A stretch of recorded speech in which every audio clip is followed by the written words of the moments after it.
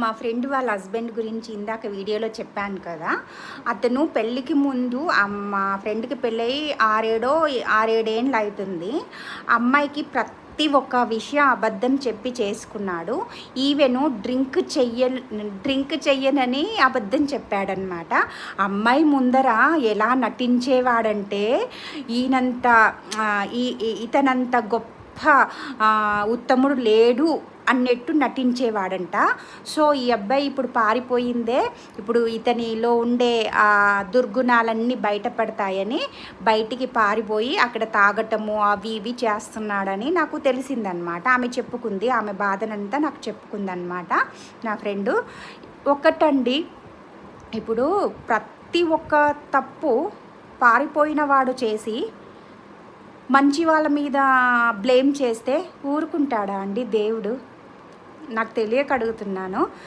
తప్పులు ఒప్పుకోకపోగా మళ్ళీ తప్పు చేయని వాళ్ళ మీద బ్లేమ్ చేస్తే అది ఎంతవరకు కరెక్ట్? అది తప్పే కదా అండి. సంసారం అంటే అమ్మాయికి ఫీలింగ్స్ వస్తే పరాయి మగాడిని చూసుకోవాలా అండి?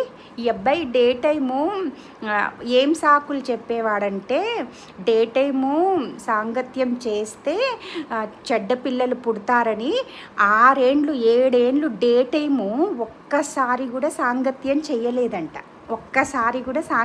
చేయలేదంట. సో అంత పెద్ద విషయాలన్నీ తప్పులన్నీ అతని మీద పెట్టుకొని కూడా నా ఫ్రెండ్ అమ్మాయి ఏంటి అంటే గుట్టుగా బ్రతకాలి అనుకున్నది కాబట్టి ఇన్నేండ్లు నాకు చెప్పుకుంది అంతే. బయట పెట్టాలని ఏ రోజు కూడా ఈ నిమిషం వరకు అమ్మాయి ఇవన్నీ ఈ నిమిషం వరకు బయట పెట్టాలని అనుకోలేదు. ప్రతి ఒక్క తప్పు అతను చేశాడు.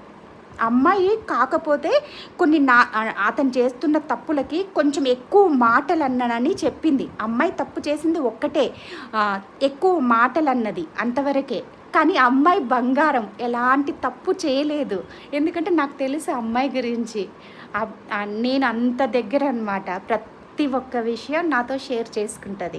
సో అలాంటి బంగారం లాంటి మనిషిని అతను పారిపోయింది కాకుండా డ్రింకులు చేసుకుంటుంది, జలసాల కోసం పారిపోయింది కాకుండా ఇప్పుడు అమ్మాయినే బ్లేమ్ చేస్తున్నాడంట. అందుకోసమే అమ్మాయికి కోపం వచ్చేసి అక్క ఇలా అంటే నన్ను అక్క అంటది, ఫ్రెండ్ అంటది అనమాట. ఇవన్నీ కొంచెం నాకు పోస్ట్ చేయవా యూట్యూబ్లో అని చెప్పిందనమాట. ఎందుకంటే తన భర్త నాకు తెలుసు, నా యూట్యూబ్ చూస్తాడనమాట. సో అందుకోసమే నా యూట్యూబ్ అతను చూస్తాడు కాబట్టి నా కోసం పోస్ట్ చెయ్యక్క అంటే నేను పోస్ట్ చేస్తాను.